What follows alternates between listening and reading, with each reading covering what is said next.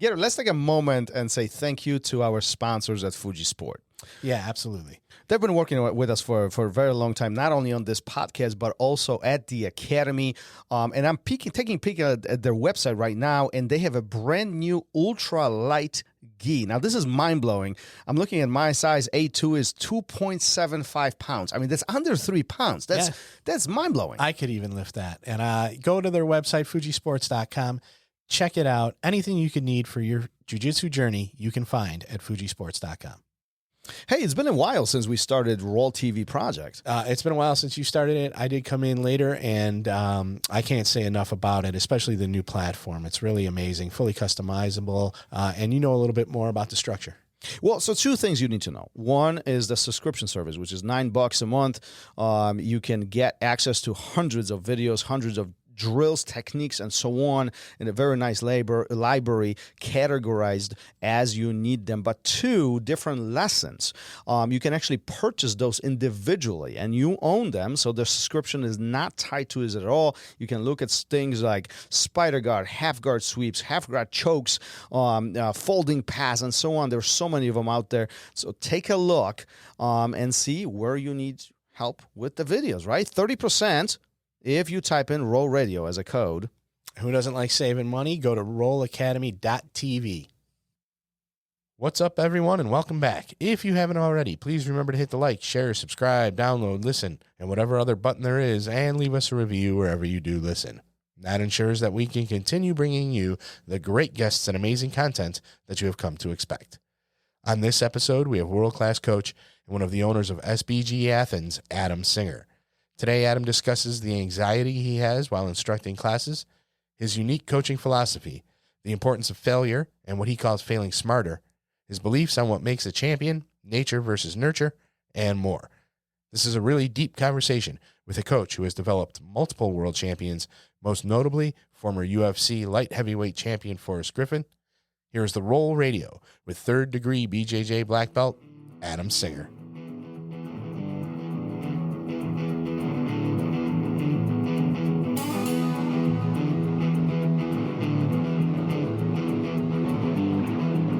Welcome to RŌL Radio.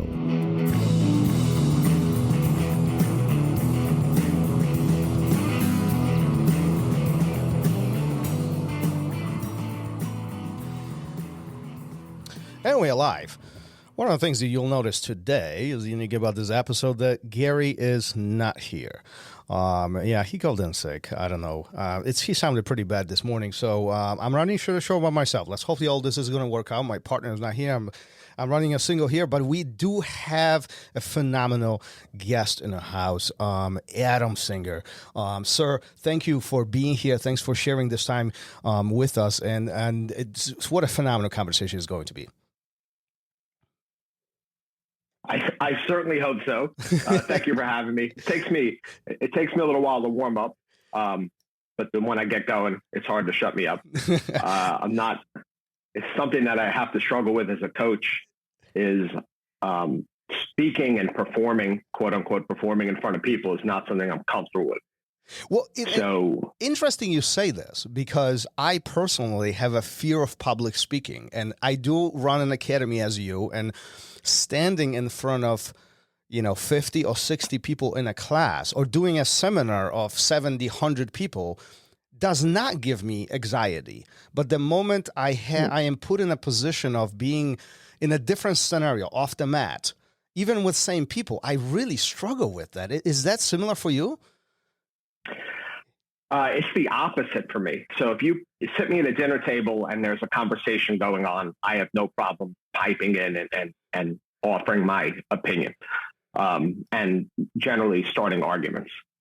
When I'm in front of my students or I'm in front of a seminar, I feel like I owe them the best possible me. Something that people can't ever get back is the time.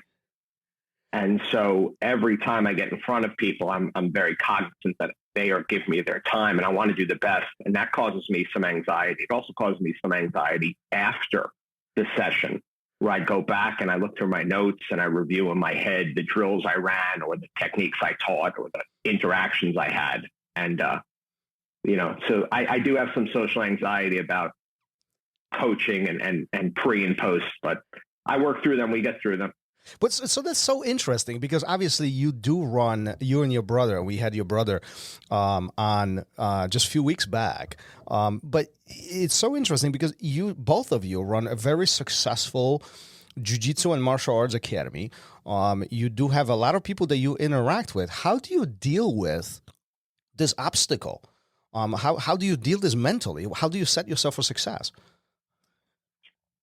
That's an interesting question. I would not be your guest on a podcast about business success or personal success because I am very much a go with the flow type of person.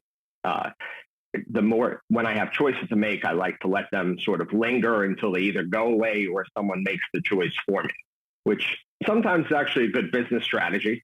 The idea of going second is not always a bad strategy on the mats or in a fight either. But, I try and stay with doing the things that I'm good at doing. Have you spent a lot of time around Jews? Yeah. A lot of my friends, yeah. I have some of those sort of similar neuroses, anxieties that a stereotypical Jew has. That's me. So we work through them. I'm lucky to have a tremendous support system.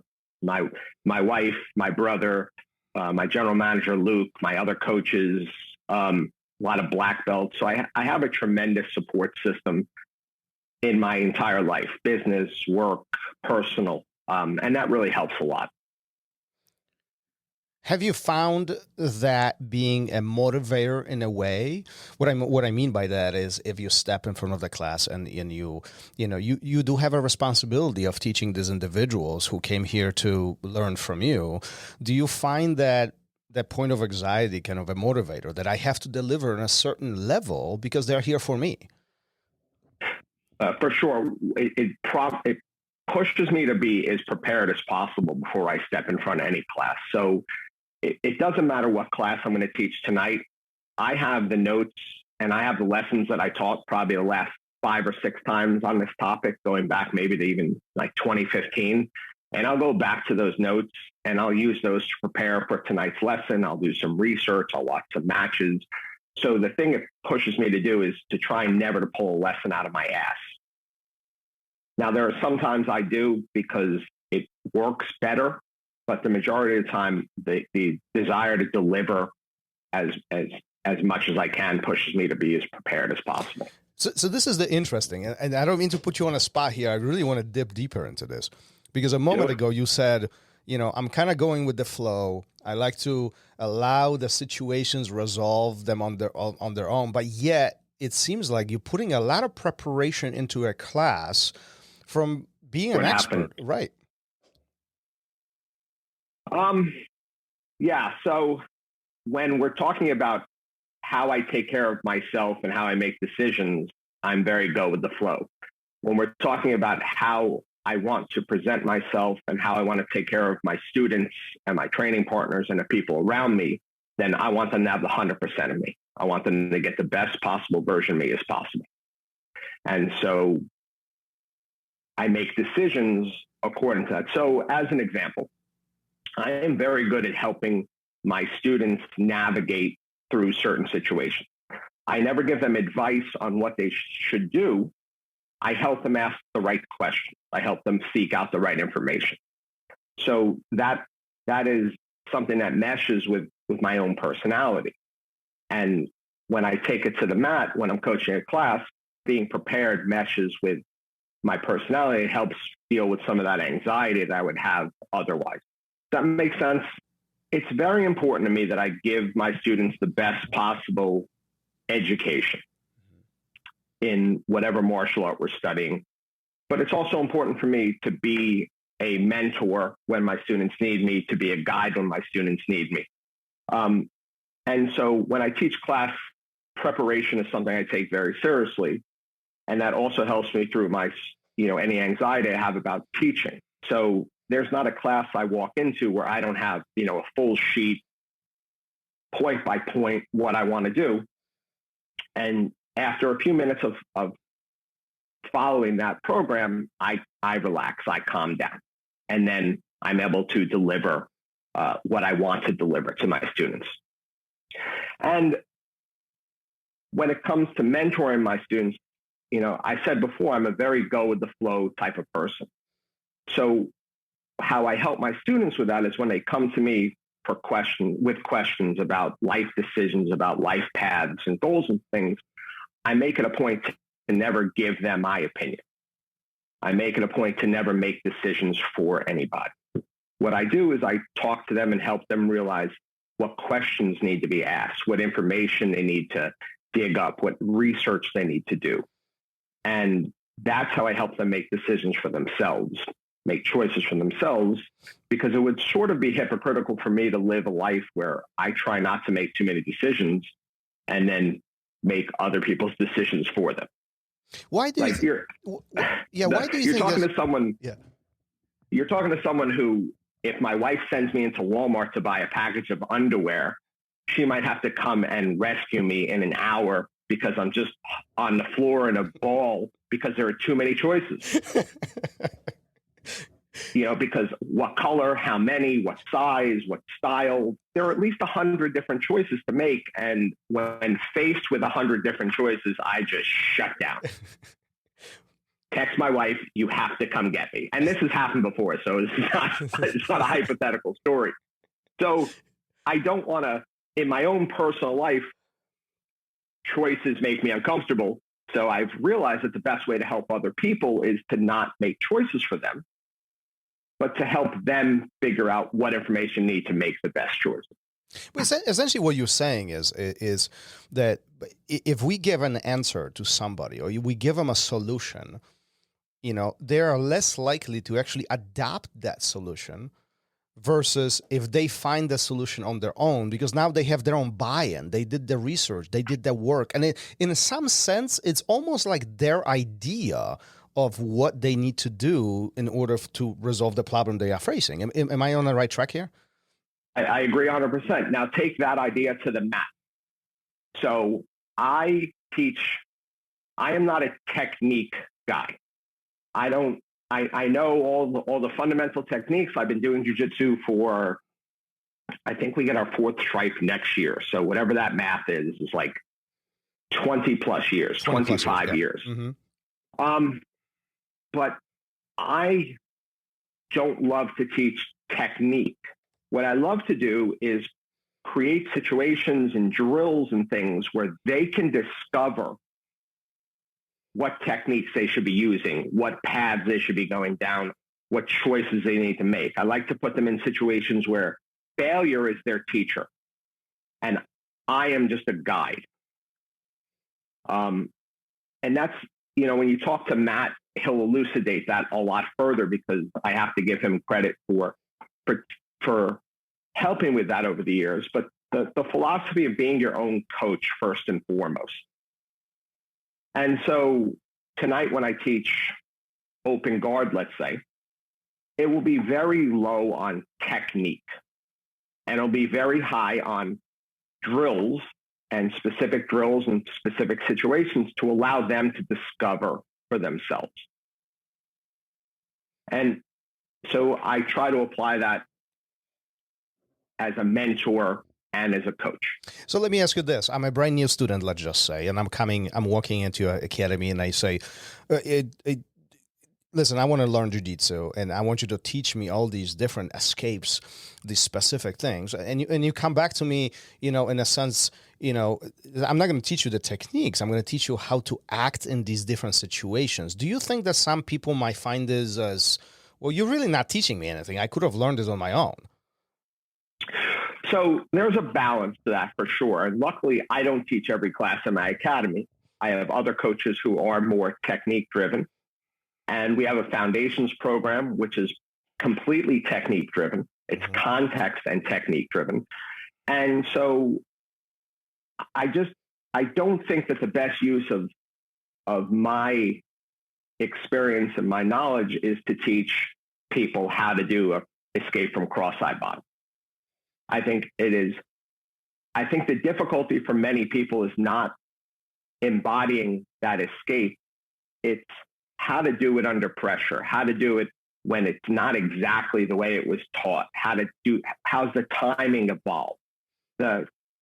Anytime one of our students fails at something, it's almost always one of two things. It's a technical issue or it's a timing issue.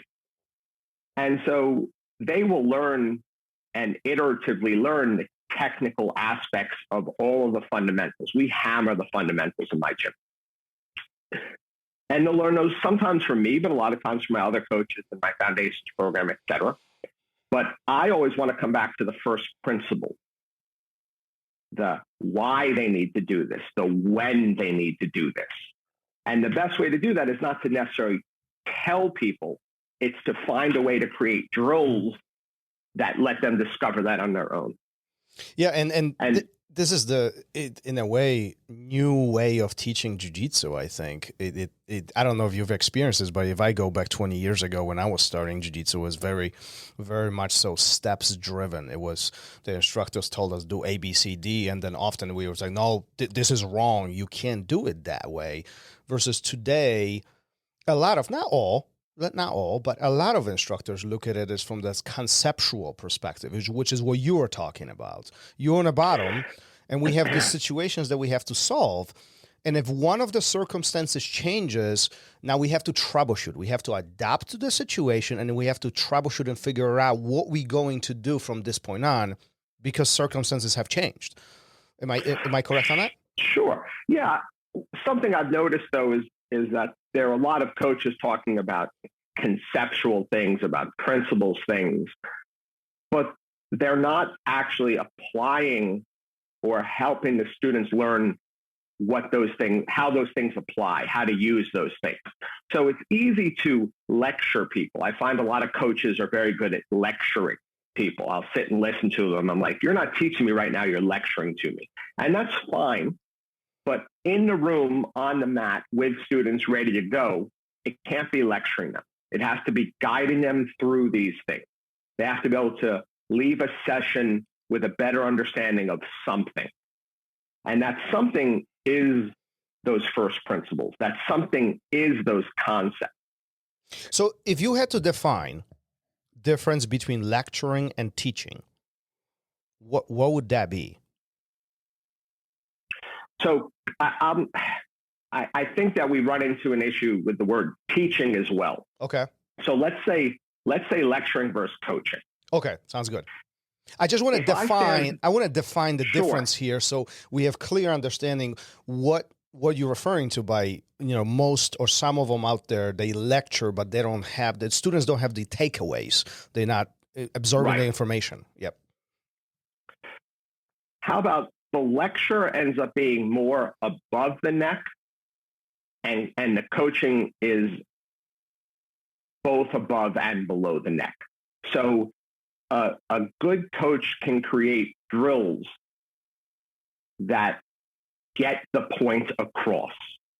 A good coach can put two athletes together and say, here are the constraints of this drill. And at the end of that drill, they will have gotten rep and understood what the coach wanted, what the coach was trying to teach. And the difference between that and the lecture is me telling you about these things, which is fine and important. And there are some coaches who are very good at it, but I don't know if the lecture is valuable to the newer students. Mm-hmm. Like, I'm happy to listen to, I would go to a seminar with 4 or 5 different coaches that I respect and watch a PowerPoint and show me situations and teach me first principles, concepts, things like that, the philosophy. But our white and blue belts, they need to be hands-on. They need to be feeling pressure. They need to be feeling what it's like to move against another body. They need to figure out when and why. And those things are only done through proper drilling. Yeah, so essentially what you're saying is that I can tell you what to do. I can even teach you the principles. But unless you get in there and get your hands dirty and in a way experiment by yourself, you'll never comprehend that principle that we just talked about. Am I on the right track? Yes. And so we need to fail. And we need to fail, but we need to fail in understandable ways. So if we're just doing guard passing drills, open guard passing drills, and there's this whole ecosystem of passing and open guard bottom, it's hard for a beginner student to even understand why they're failing. But if we can shrink that drill down, if we can give the bottom man, let the bottom person start with a grip that they like a cross collar grip, the strongest grip they could have on bottom. And the person on bottom knows that they need to connect their feet in different places. And now we let the person on bottom start at a point where now if they fail, they can come back to that failure point. They didn't use the cross collar grip properly. They broke their posture by being a ball, whatever it may be. They were too flat, whatever it may be. But over time, they can start to figure out, because we can say, get on your side, get on your side, get on your side, until we're blue in the face. But if it was so easy, we would only have to say it one time. That is true. I know when I'm grappling that sometimes my brain says, get on your fucking side. I'm like, oh, okay, good idea. Or we can yell at our beginners, shrimp, shrimp, shrimp. And even though they can do a shrimp, they don't know what the hell we're trying to ask them to do. Yeah. But can we put them in situations and tell them to just move your butt away? Just face them. Just whatever it may be. But now we can shrink down, and when they fail, we can go back to something that's more known to them. Yeah, you are nailing this right on, because this happens fairly frequently, I think, to especially individuals who are just beginning to explore grappling and jiu-jitsu. When we guide them through the situation and tell them what to do, their comprehension and execution level is not. They literally doing something opposite, or they think they are doing what we tell them to do, but they're really not. Like, whatever's going on inside their head is their body doesn't execute the same way. But in fact, this literally happened. Like, I'm listening to you right now, and I just finished teaching a morning class, and I was talking to one of the students, and I was saying, load them forward, explore the balance, understand what the balancing is, and he genuinely was trying, and then until I said, whisper in his ear. He was like, "Oh, wait a minute! It's a good cue." Yeah, So just that's a good cue. I'm gonna write that down. Yeah, and it was mind blowing, And I was listening, and I really took a point to kind of reflect on it myself, because load them forward was not enough to allow them to process that information. But the moment I mentioned whisper in their ear, now things change. So their comprehension of the terminology was very different to what mine was. So I love how you present these situations, and the hands-on approach and self-exploration what you talk about is beautiful. One of the things you said, and I wrote it down because I want to go back to this. You said, we all need to fail. Talk to me about that, because a lot of people, and I would say, I don't know, more than half, 75%, 90% people focus on winning. We want to be successful. We want to drive to this. Success is so much. We want gold medals. We want so much of this. But you made a strong statement. We all need to fail. What do you mean by that? Well, so think about a blue belt. A blue belt probably has as much technique as they ever would need if they wanted to stop exploring adding technique, right? If they spent the rest of their time honing their fundamentals. But now, how do they develop against a live opponent? And the way to do that is to explore this movement, all these positions, all these actions, reactions, and because you don't know much, the majority of those interactions are going to fail. But we have to fail smarter. We have to fail in a way that we can learn from it. We have to be able to write in our notebook. And so I'll give you an example. I have had my open guard bottom I have found it lagging recently. I've had some physical changes in my body and injuries and things, and some things I used to be able to do are slowly starting to go away. So I went to my coach, because we all need coaches. And I said, what do I do? And he said, put your hands in your belt, have people passing your guard, and just focus on that small set of movements that you can do, right? Feet on the hips, rolling over, whatever it is, whatever I'm capable of doing, shrink it down and deal with that. And now I start to see that I'm having a failure point with people grabbing the top of my foot or my shin and feeding it in between their legs over and over. I'm having the same issue. But now I have started to really, when I feel that coming, I've started to pummel my legs. I've started to improve my motion, my angles, just because I've identified that is an initial failure point. I am able to work from that. And so when I say failing, we need them to find out, what is the failure? And is it a failure of your technique? Because if it is, we go back and we can improve the technique, and we do that our whole lives. Is it a timing issue? Or are you applying the wrong thing in the wrong situation? And the more we can whittle down and identify that, it can't just be, our student can't come up to us and say, my guard keeps getting passed. How am I supposed to help you with that? How am I supposed to fix that?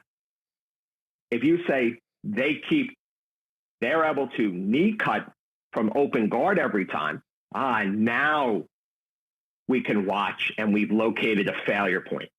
Now we can try and fix that. You've been in jiu-jitsu as long as I have. I remember when I would go to seminars in 1996 with Jean-Jacques Machado. Mm-hmm. And it's a Q&A. Someone would always ask, how do I get out of a locked-in triangle? And he would say, don't get in a locked-in triangle. I knew you would say that. I always thought it was a very arrogant or pompous answer. Yeah. It really had a problem. It struck me wrong. Over the years, I've realized that's the right answer. It's not about how do I deal at the end. It's how do I deal at the beginning. What base, what posture, what connection mistakes were made early. And that's where our white, blue, purple belts need to deal. Now, if we're talking to a black belt IBJJF champion who is willing to go to sleep in a triangle, it's a different story. That person needs some late escape. But the majority of white, blue, purple, brown, and black belts don't need late escape. They need early. And so that's that failure process. Yeah, I don't want interesting. I don't want the failure. I'm sorry. Let me. I don't want the failure to be locked in triangle. Yeah. I want the failure to be, how did I end up with one in, one out? Right. No, interesting you say this, and I was smiling when you were talking about the seminar with Machado, because that was my train of thought early on was very similar to what you were explaining right now. I had the similar experience with side control, and even to this point, a lot of students do focus on that, and that's one of the most asked questions. How do you escape from side control? How do I escape? How do I get out of the 100 kilos? And it's not necessarily getting out of it, but why is your guard getting passed? Because if somebody doesn't pass your guard, you will never be in side control. I mean, as fundamental as it is, it's so true. And it's just the side control or a triangle, that's the point of friction. That's the point where we finally acknowledge, oh crap, now this really sucks. And it's so I love the acknowledgments that you make of the proactive approach. And I think this feeds directly into what we talked about moments ago, having this hands-on troubleshooting, ongoing troubleshooting mentality of figuring stuff out and figuring out these situations. Not when you're only fully locked in and the blood flow to your head is almost non-existent and you have stars in going out. Is how do I prevent one in, one out? I mean, as simple as it is, right? It's one of the most important principles. It's easier to tell your students, hey, as you're getting past, make sure you are on your side with an underhook. So that way, as you get past, you're not flat on your back with your arms all screwed up, trying to escape from the worst possible situation. Mm-hmm. We will teach them that, right? Because people are going to pass their guard. People are going to lock them in. We will teach them that. But we also have to teach them how to go early, how to not think, I'm in this position, then I'm in this position, then I'm in this position. No, you were getting your guard passed, and there's a lot of space between getting your guard passed and being flat on your back and cross-side bottom. Mm-hmm. And so we have to, that's not as a concrete an idea. That is more of a principle or concept. And I think drills are a good way to bring that out, to play with those middle pieces. Like, I'm going to be on my back. I'm going to be playing guard. And at some point, whether my partner does it to me or I do it to myself, I'm going to start letting them get deeper. And I'm going to play with the space between getting past and being flat on my back and cross-side. And how can I use my underhook? How can I remain on my side?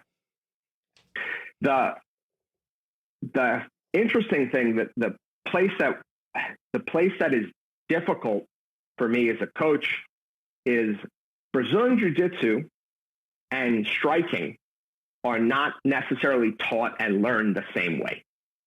Mm-hmm. And so I have to be aware that there are sort of two different methods when I'm teaching different classes. I try and cross them over a bit, but they're not the same thing. So talk a little bit briefly, that didn't make any sense. Let's talk briefly about how you make these these differences between the classes. Like, how do you flip that switch so you are more effective? So the way I think about it is this. I equate striking much more to sports like golf, basketball, tennis, baseball, sports where there is a repeated action that needs to be hardwired into the body. Those sports require a lot of dead repetition. Dead means no timing, no energy, no real resistance. People do teach Brazilian Jiu-Jitsu that way, where it's just, here's the move, now let's do 100 reps, now let's roll. But I don't think Brazilian Jiu-Jitsu requires that number of repetition. As long as your student can perform the move that you're teaching them, we can always circle back and get more reps over time, over years, over their understanding. But we need to set them up where they can pick up the timing. In striking arts, the timing aspect is difficult because if you make a mistake, if you fail in Brazilian Jiu-Jitsu, you just tap the mat. If you fail in a striking art, someone punches you in the face. And it's real easy to get novice strikers to be afraid of getting hit in the face. And now we've ruined them. So the drills component is a little more difficult in striking than it is in Brazilian Jiu-Jitsu. But the repetitions required to make a good striker, a smooth striker, I think are much higher for striking than they are Brazilian Jiu-Jitsu. The thing about Brazilian Jiu-Jitsu is it takes time and iterative time to understand how your body moves and how another person's body moves with you. In striking, you're not connected to anything. You're only connected through your eyes and understanding that distance. So it requires a lot more dead repetition, like Steph Curry shooting 3-pointers every day. Mm-hmm. I don't think that Brazilian Jiu-Jitsu is taught. I don't believe Brazilian Jiu-Jitsu should be taught and trained that same way. So essentially what you're saying is that in striking, essentially I have to execute my plan or my motions, and their lack of attachment with my partner, meaning he doesn't have as much impact on what I'm doing, versus in jiu-jitsu or grappling in general. Anything that I want to do, my partner will have direct impact on my motion, so I have to troubleshoot? It's some of what. Yeah, that's somewhat what I'm saying. You can't develop timing in Brazilian Jiu-Jitsu or striking without a partner up. But in Brazilian Jiu-Jitsu, applying that partner and that timing in the right way early seems to work best. So we teach an armbar from the guard bottom. They get enough reps that we look around the room and everyone is doing them smoothly or quote unquote smoothly. The people that have seen them over and over through the years are the smoothest, and the newer people are not as smooth. And then we have to figure out how to apply energy and resistance to build timing. In striking, it takes a lot longer to hardwire what I would consider to be more fine motor skills. A jab and a cross and a hook are more fine motor skills than an armbar from close guard. Okay. So we need more repetition, and then we have to be real careful how we drill them to gain that timing, because in those drills, a mistake in timing leads to someone getting hit in the face. Mm-hmm. And that is a necessary component to getting better at striking, but it can't be the primary teaching tool. In jiu-jitsu, getting tapped, getting passed, getting pinned is the primary teaching tool. It's the failure. In striking, we have to be careful with that. No, and that completely makes sense. I never processed it in that concept or in that perspective. This is so interesting how one way of teaching for one art could be, almost setting a student for a failure, teaching them a bad habit and putting them in these vulnerable positions, which their success essentially goes down, right? So I appreciate you sharing all this. As we go through these coaching methods that you have, and obviously there's a lot of success behind you and your brother's methods from, obviously, both of you had significant impact on Tough and UFC from the beginning stages. Your brother even was on a big stage and so on. You guys have developed interesting coaching style. I want to pivot this conversation to that. One of the things that we touched on before we went officially on air is, are champions born or are they developed? Is this kind of a skill that we are? Pause that for 1 second. Sure. Pause that for 1 second, if I may. Absolutely. Because I just want to be the thing that I've done that I'm most proud of. I believe I've done three things. One is I have studied extensively all the aspects that I believe could help me. If you look behind me, that is my bookshelf, and most of the books are doubled up, and that doesn't include books I had to sell in digital books. I am always trying to learn and apply the things I'm learning to other areas.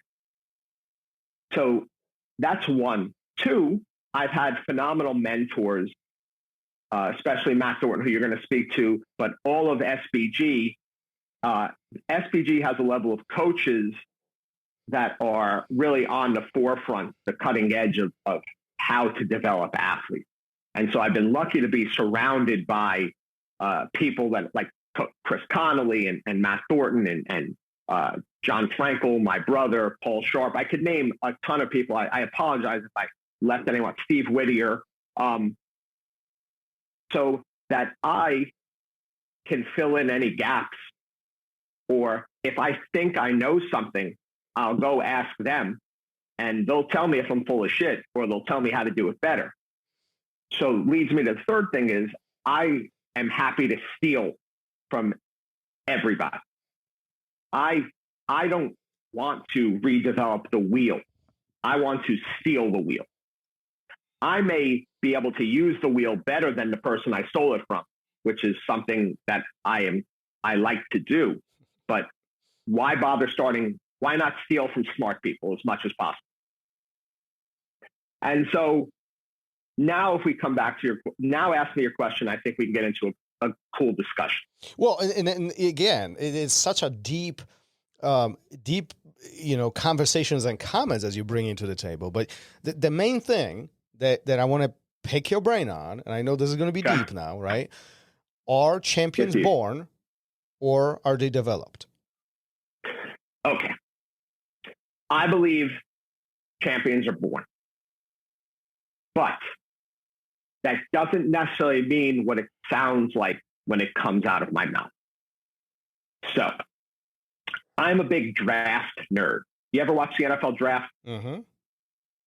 So I just spent 3 days watching the NFL draft because I've watched it every year since I was 12 years old. And what you see when you watch the first round of people being picked and what you hear debated and discussed is almost always players being picked based on attributes. Players being picked based on some combination of length, height, weight, speed, power, balance, being able to bend, a bunch of mostly things that we would label as physical attributes. Mm-hmm. Those are all born. So the question is, where does hard work play into it?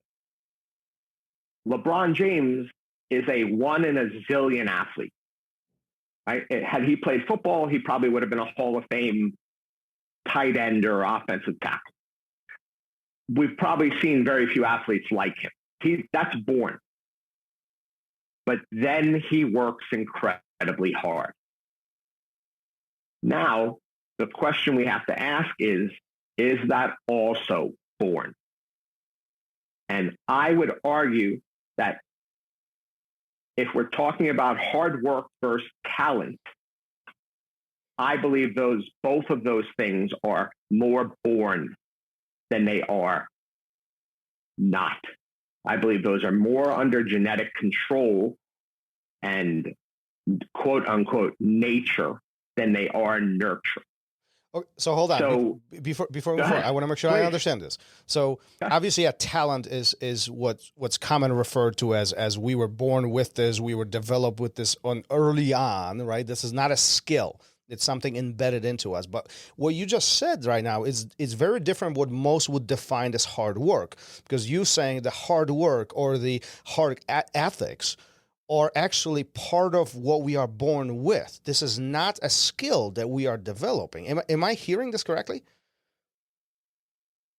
Yes, I believe that there is some balance between genetics and culture that contribute to hard work. I am not saying that I am. I mean, I sound like a genetic determinist. But I am also granting that there is a tremendous spectrum of these things. And sometimes it's more about finding your niche than it is anything else. So if you're a 6'4" kid who's going to be, 220 pounds, that is a dime a dozen in college basketball. And so you might have that physicality, you might have the hard work and desire, but your level of competition is much greater than if you took those skills to the football field. Yeah, I agree. Where 6'4", 220 and that same level of hard work can make you a first or second round draft pick. So there is a third component, which is I'll call environment or luck, which plays a role. Mm-hmm. If you're 6', 190, born in America, you might play running back. If you're 6', 190, born in Iran, you're probably a wrestler. If you're 6'1", 190 born in Brazil, you're a soccer player. Mm-hmm. So there is a luck component or an environment component, but I'm not trying to discourage anybody, because I do think that there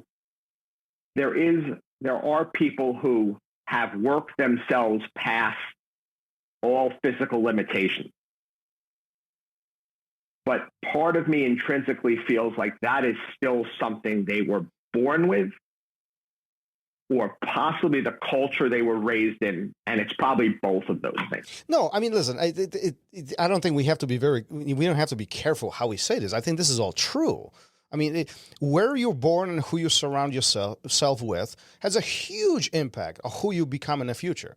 Whether it's sport or business or just success in life, it really does. And we do have physical attributes that we were born with. And whether those attributes will benefit us with what we want to do or not, well, that's going to have a big impact, right? I mean, listen, if somebody, I don't know, I'm trying to find the extremes right now, but if you are 6'4" and 240 and you want to go, I don't know, rock climbing, listen, those physical attributes are just not going to work for you. I mean, it's going to be much harder for you to do that versus playing football or perhaps basketball or some of those more physical sports where those attributes would benefit you.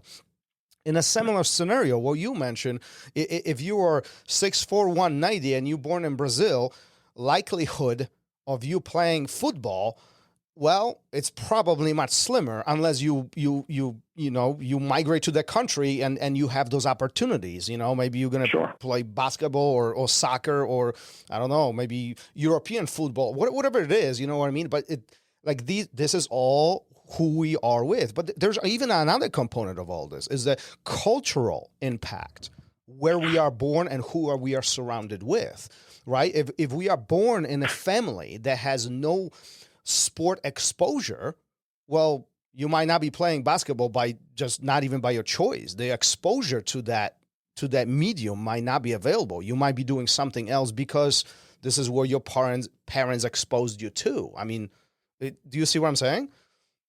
Yes, and I think if you look at something outside of this, like educational attainment or how well children do in school, right? If we drill down far enough, the amount of time the children study is going to be a huge factor in that. Mm-hmm. Now, is that cultural? Is it genetic? Does genetics drive culture? Those are questions I'm not sure.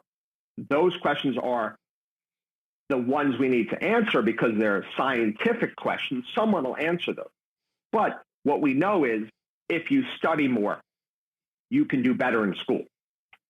So cultures that push studying more send more kids to college. How can we mimic that in another culture? How can we mimic that in a different area? Those are the things. So outside of the question of born or made, I just like to think of that there are champions who are white collar and blue collar. Okay. Think about the white collar champion, Israel Adesanya.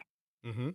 You got to be born with that length, with that twitch, with that explosiveness. Think about blue collar champions. I think about Teixeira. Mm-hmm. Now, they both have to work really hard to be champions, but that developmental path will look different. Mm-hmm. And that's what we have to figure out as coaches. It's not that the good thing about MMA and BJJ and combat sports is that it'll accept all different body types. It will accept all different attributes. But we can't make a guy who's short for his weight class, doesn't have the length for his weight class. We can't guide that person the same way as we can someone who's long for their weight class. Absolutely. Yeah. And so that becomes the more important question, is how do we guide the development of our athletes, taking into account gifts that they come to the table with. And one of those gifts may be you know what I think stops a lot of athletes? A lot of athletes hate being bored. And if you want to be a champion, you better be okay with being bored, because 1,000 jump shots every day is boring. But if you can stay mentally engaged with that, do it deliberately, create a situation where you can develop from that, you will gain a tremendous amount from it. But when we tell guys that they got to do a lot of work on their own by themselves, they got to run by themselves, they got to shadow box by themselves, they got to heavy bag by themselves, that's like 2 hours of work a day that's repetitive and quote unquote boring. Can they do that? Can they stay focused and do that? Well, and your greatest champions, your people that end up on Mount Rushmore, can do that every day for 10 years.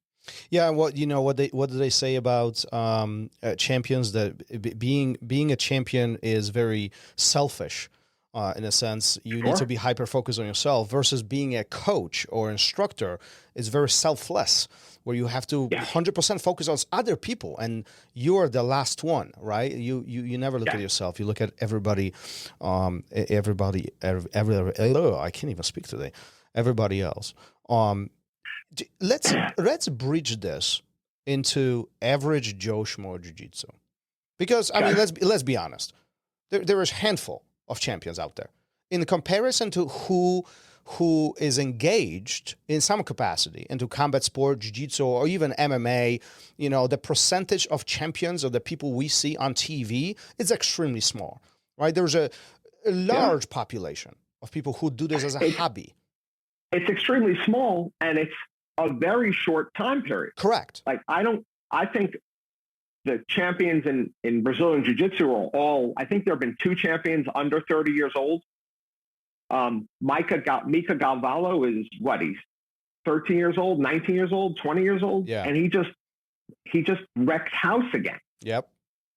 So I care much more about the hobbyists, and I care more about them being able to jiu-jitsu for a long time. So let's talk about that for a second. So we have average Joe Schmo, a doctor or, whatever, mechanic, a plumber coming in, and they say, listen, I was not born with any of the attributes. I don't have any of this. Matter of fact, I was born in a situation where I was not set for success. Should I not do jiu-jitsu? Because it's hard. Hell, it's boring. It could be boring. I have to work hard. I mean, all this is working against me. So what's so attractive about jiu-jitsu that everybody loves it so much? I think what's attractive is the ability to challenge yourself, and at the end of that session, walk away with all your faculties intact. I think that there aren't a lot of other places where you can challenge yourself versus another human being and then just get up at the end of the night, touch hands, and go home. And I think that's something that attracts people to jiu-jitsu. I do like training hobbyists, and I like to push the idea that we're trying to build something that they can do for a long time. I think of the jiu-jitsu that I want to teach as a forever jiu-jitsu. That if you're younger and there are things you want to explore, I'm happy to help you explore. But if one of my students starts getting really good at grabbing lapels and doing that kind of thing, if they then get mounted and don't know how to get out of mount, then I'm going to take those things away from them until they learn how to escape mounts again. And so when we have a hobbyist, when we have a 30-year-old lawyer come in who has not done any other sports, I want that person to know that we're going to develop something they can do for a long time. Keep them healthy, keep them active, keep them strong. And over time, they're going to be 35 years old with the superpower of being able to beat up younger and stronger athletes on the mat. maybe that won't last forever, but I think it is a fun thing to be able to give to people. Well, so, and then I'm really big on being honest with everyone that trains with me that this is a sport. That if I am the best person in the room, then I am a shitty coach because I am a 50-year-old man with a lot of injuries. I am okay admitting that I have purple belts that can submit me in a normal role. I'm okay with that because it is a sport. And the more we can get people to understand that it's not magic and to be okay with failure, to be okay with changing expectations, the happier they'll be over the long term. Talk about those expectations a little bit, because often those are set extremely high. Even for the new individuals who do come in and they want to explore this for the very first time, at least I've noticed that their own expectations of what they want to achieve are sometimes even unreachable. Yeah, well, I'm sure you found the same thing, and I think it's an industry standard that we lose a tremendous amount of people after they get their blue belt. Oh, yeah. I just had this conversation. And you would think that once someone got their blue belt, they're hooked for life. But what they find is the blue belt's not magic. And it's not even midway through the journey. Nope. It's just sort of the first step on the journey. Yeah. And so to get the blue belt, it's arduous. It took a lot of beatings. It took a lot of tapping. And then you get it. And then you wake up the next day and there's still white belts who can submit you. And now the blue belts can submit you, and purple, brown, black. So it wasn't magic. It was just another step on this journey. And it's a journey that will have a very brief period where you are the best of your peers. And the rest of the time, you're going to be dealing with, 21-year-old blue belts. And so it's really important that they realize that it is not a magical thing. Let me ask you flat out, because we weren't even planning on talking about this, but now since we kind of stumble upon that, do it. What is the one single reason why people quit at blue belt? Why has this happened? This is the mind-blowing phenomenon in jiu-jitsu. You tie the blue around them, and odds of them not coming back ever again is actually pretty high. Yeah. Yeah. So I remember a few years ago, right before COVID, we had a guy join the gym. He wrestled in college. First night we put him in the gi. He wants to roll for real because he's rolled his whole life. So I roll with him. This before some injuries. Now I would say, no, you'll have to roll with someone else. And I ended up submitting him a couple times with a triangle, but I ended up submitting him the triangle because nothing else was working. I couldn't move him. I couldn't outgrip him. I couldn't get him off like it. And I have 2 or 3 stripes on my belt. I have this magical black belt. I have this, and here's this white belt. Now, he has as much mat time as I have, but he's never done jiu-jitsu before. I really wanted to quit that day. I got in my car and I cried. And I text my coach, Matt Thornton. I'm like, I'm done. I'm out. Like, I can't. And the thing he said to me was, you have to change your expectations. And I know I've said the word expectations without sort of defining that, but your expectations change over your time and your career. Mm-hmm. Now my expectations when I roll with a young person, an athletic person, someone who's wrestled before, maybe my expectations now are just not get submitted. Maybe my expectations now are get a good sweep and stay on top. Maybe my expectations are to pass a guard. Like, it's not tap or be tapped anymore. It's not beat everyone in the room anymore. Those are the expectations I think that young people have. And I think a blue belt's expectations are, now I submit all the white belts. I get my blue belts on Saturday, I go in Monday, and I could submit all the white belts. But they can't submit all the white belts because there are stronger white belts, there are younger white belts, there are bigger white belts, there are white belts that wrestled before. And so that's an expectation change that I think blue belts don't make, they just quit. It took me a long time to realize that I need to change my expectations because I have worked so hard for so long. And you have to realize at some point, you're working harder than ever just not to decline as fast. That is a mental change that I don't think all black belts can make either. And I think it's why a lot of black belts stay off the mat. It takes some balls to get on the mat and roll with your students in front of your students and admit to yourself and admit to everyone that you're not magic. This is a sport, and every sport has age limits, and every sport has difficulty. There's no sport in the world where a 50-year-old man is the dominant force. And there probably is never going to be a sport like that.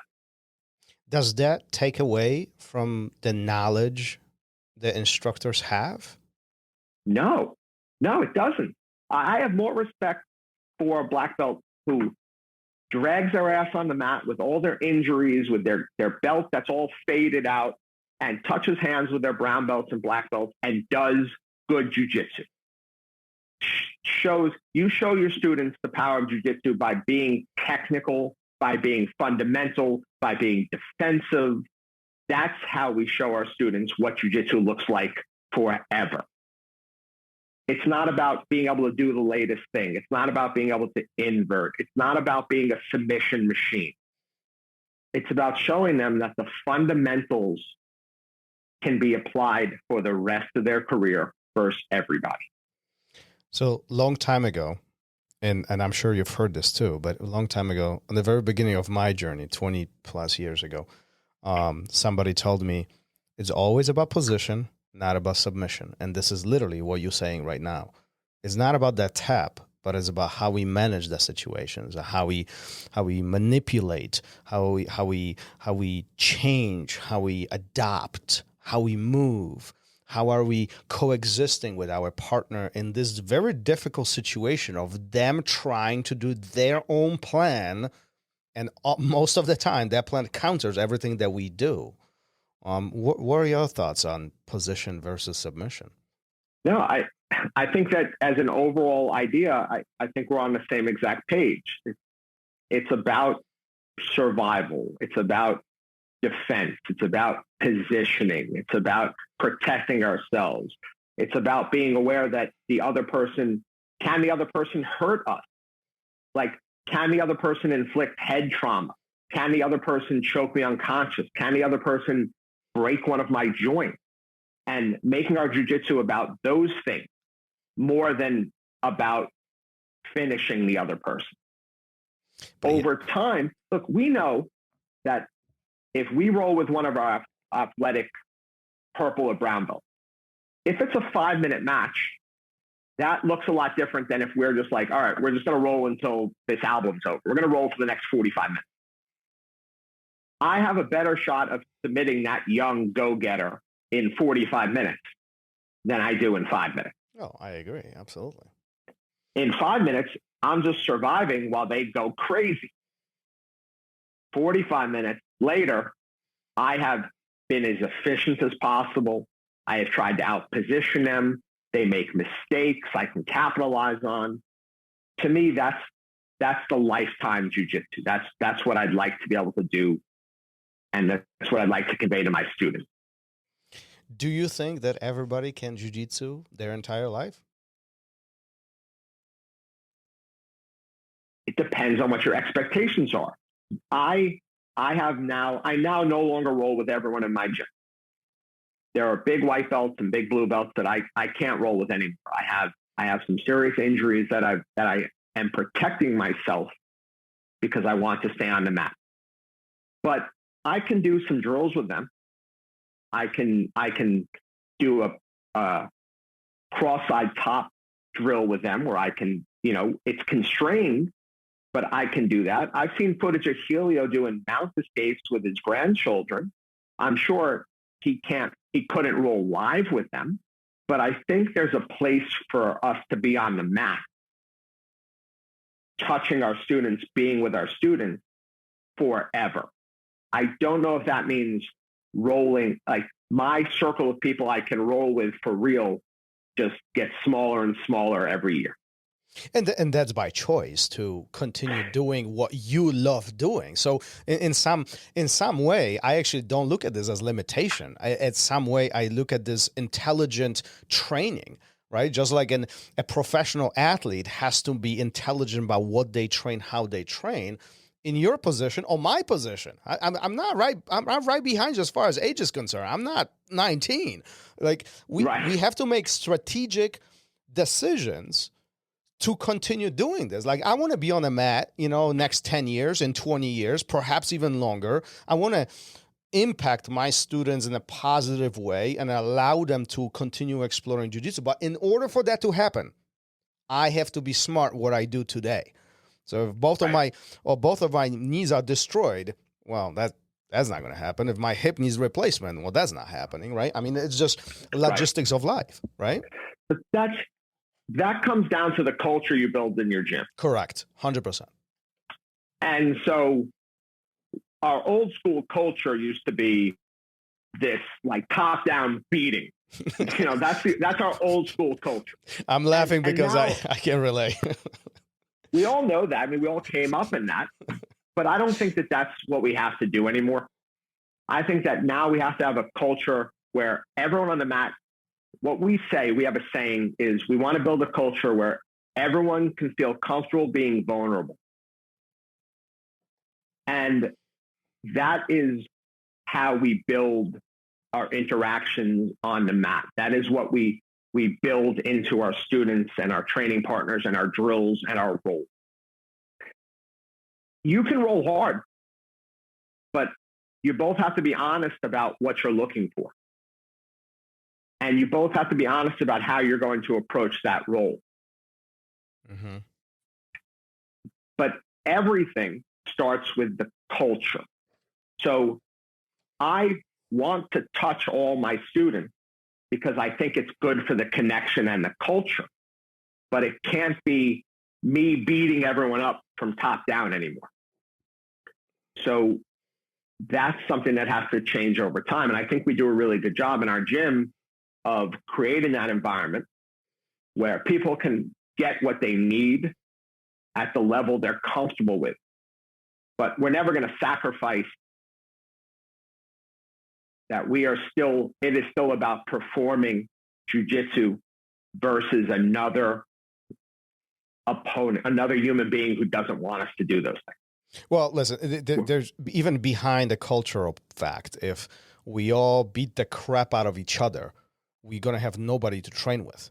So by default, this whole system will simply fall apart. I mean, and this is kind of what jiu-jitsu, the way how jiu-jitsu existed 20 years ago. I mean, I remember it was just what you mentioned. It was from top to bottom. You coming down for the beating. It is what it is. Doesn't matter whether you were black, white, blue, purple, brown. Didn't matter. Matter of fact, there was barely any brown or black, but you know what I mean by that. It's just you came into that room and it was a slaughterhouse. It was a very perhaps fun, but at the same time extremely injury-prone environment. And similar to yourself, I am victim of multiple surgeries and injuries, and to this day, I see the consequences of that system. And by changing that to allowing students to have a little bit longer lifespan when it comes to this physical sport, because let's be honest, it is a physical sport. We are trying to imply a physical pressures against each other, by creating the safer environment. It gives us an opportunity to not only impact the students in a positive way, but also stretch the length of the time that they can be on the mat.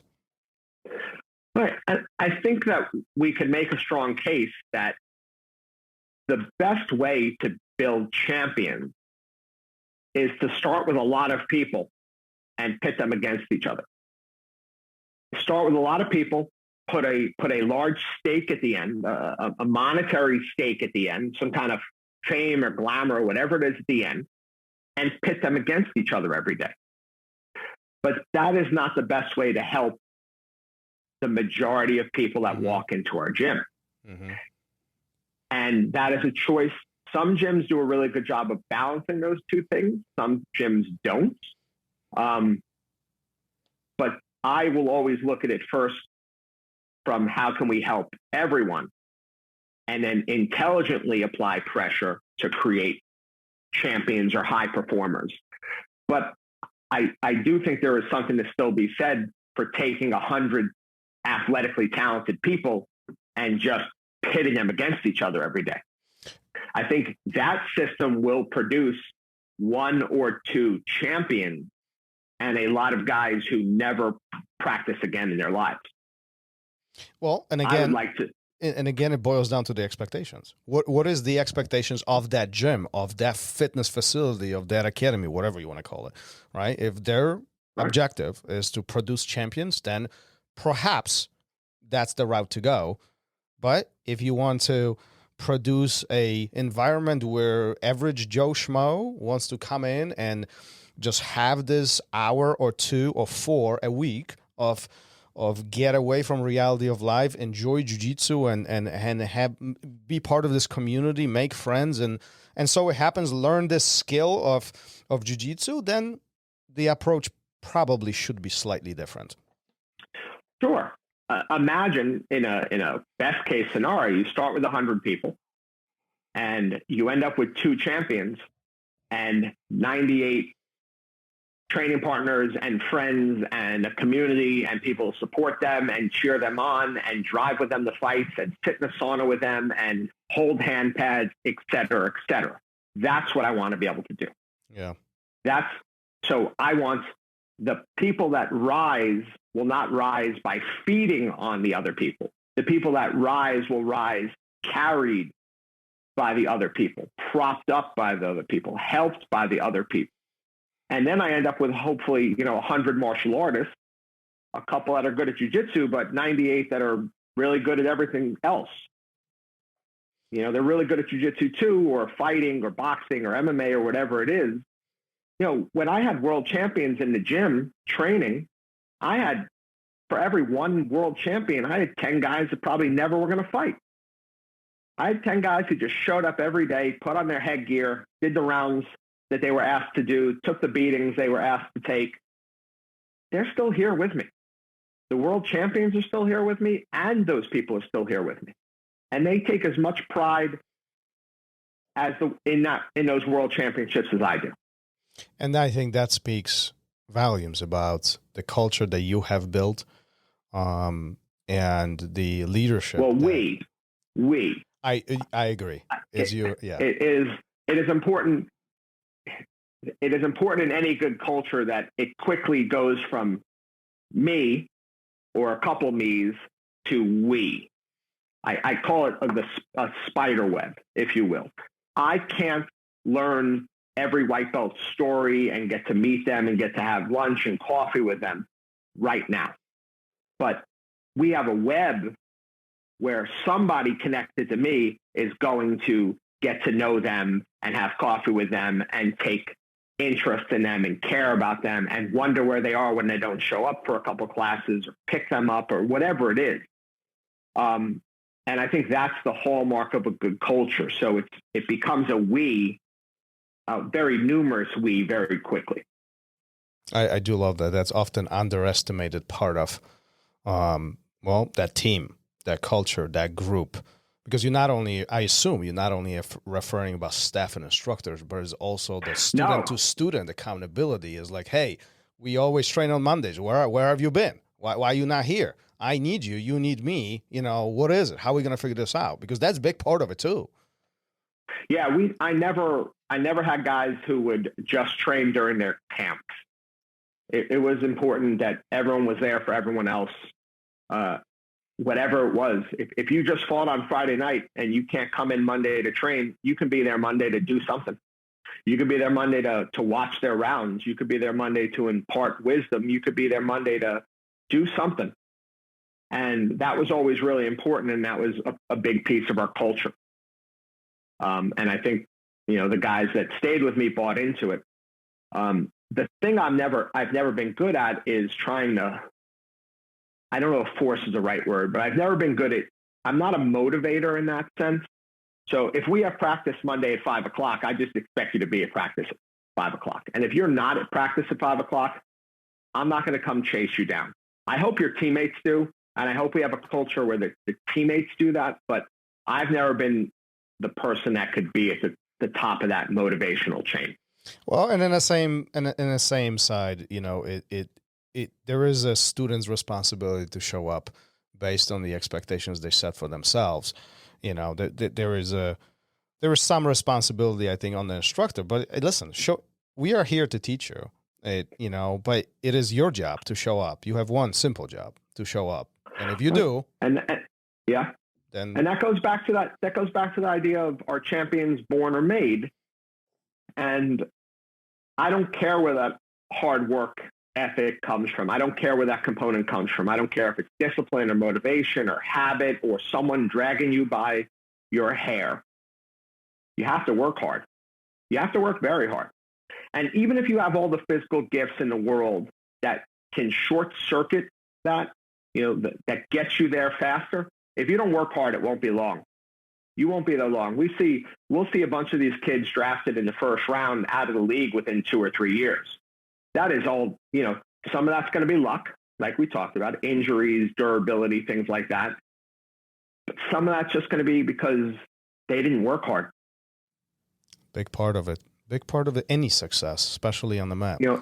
Hard work. Anyone that was successful on my mats, at least, and I'm sure this goes for your mats, any other mats, I never had to look for them, and I never had to tell them what to do. I agree. I 100% agree. There are guys who you don't even have to say once. They're there no matter what day, and they are there to work hard. And there are others who are not. And often there's a list of excuses and reasonings and justifications and so on. But I'm not here to judge anybody, but I will tell you, agreeing with what you're saying, the ones who show up, their success is much different versus those who don't. It's simple as that. Yeah, and I'm okay if you work to the level of what you're telling me you want to achieve.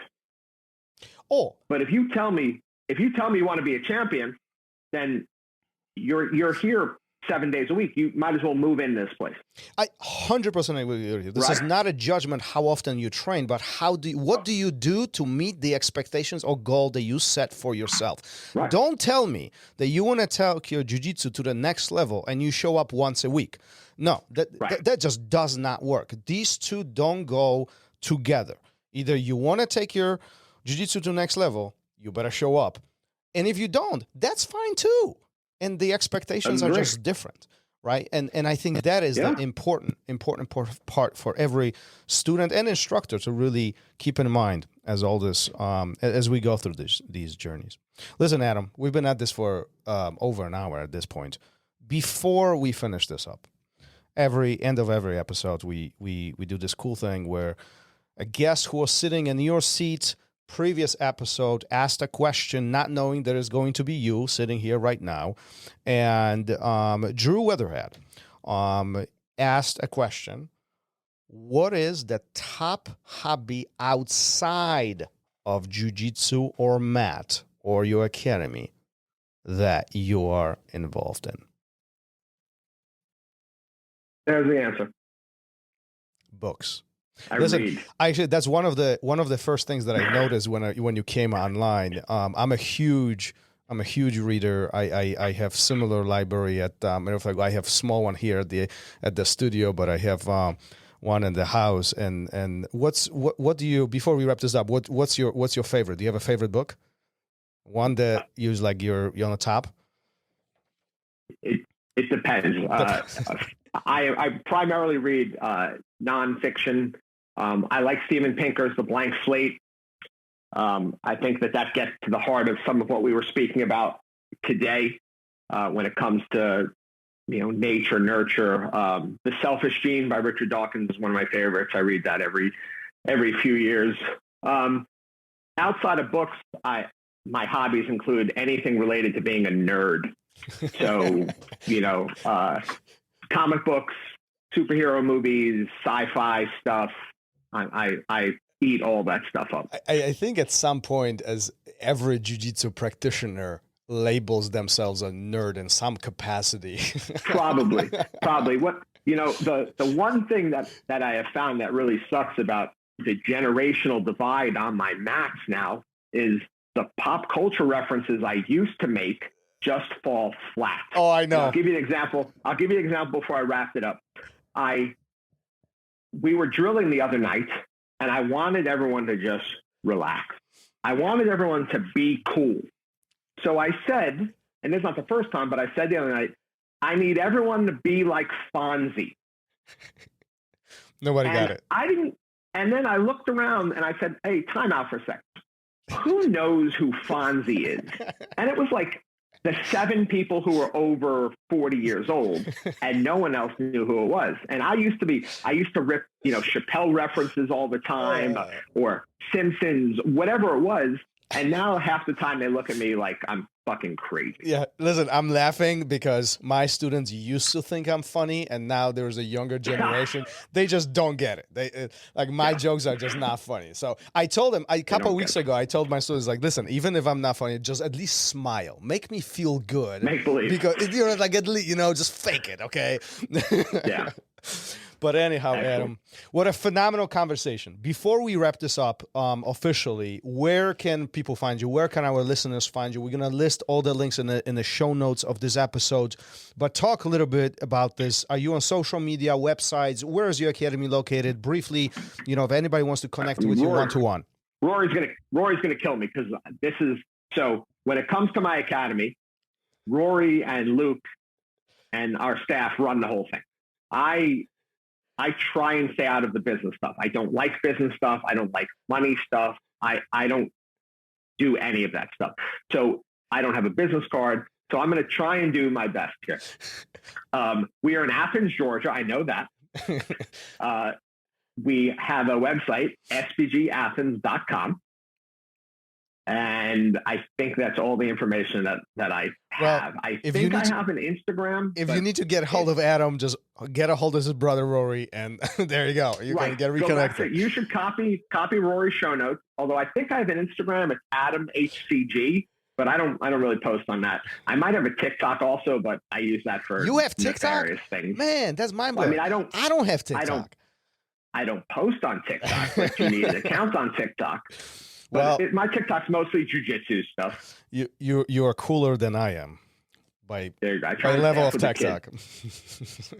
I stay up with all the kids. So you'll have to copy the show notes from Rory over to how to reach us. But I know it's Straight Blast Gym Athens, SBG Athens. I know we are the top academy in Athens. I believe we're one of the top academies in the Southeast, certainly in Georgia. I'm very proud of us. Athens is the home of the University of Georgia, if you're watching NCAA champion Bulldogs.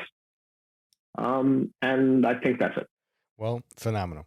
Adam, thank you for almost hour and a half of the conversation. What a phenomenal wisdom, what a phenomenal details and knowledge and perspective on life and jiu-jitsu. I really do appreciate you being here. And hopefully we'll see you around on the mat. Take care. Thank you for listening to RŌL Radio. If you enjoyed the show, don't forget to leave us a review and help us make the show even more amazing. For future episodes, check out our website and follow us on all major podcast platforms. Take care.